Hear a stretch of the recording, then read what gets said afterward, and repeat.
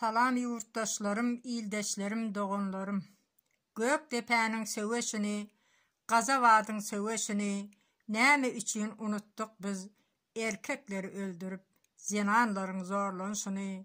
Baran deydi, çuurka deydi, seçtik sessiz kalmaklığı, ar namusu unutup Ruslara kul bolmaklığı.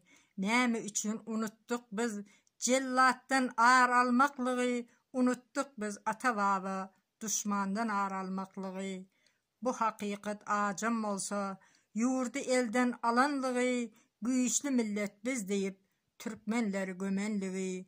150 yıl yurdu talap bize baran diyenliği, näme üçün unuttuk biz Rus milletin cellatlığını. Biz Oğuz Türkmenleri yerimizden kalmalı, düşmana karşı durup ağrımızı almalı, dünya yüzüne göz edip yurdumuzu kurmalı. Näme üçün unuttuk biz Rus milletin cellatlığını. Sağ olun.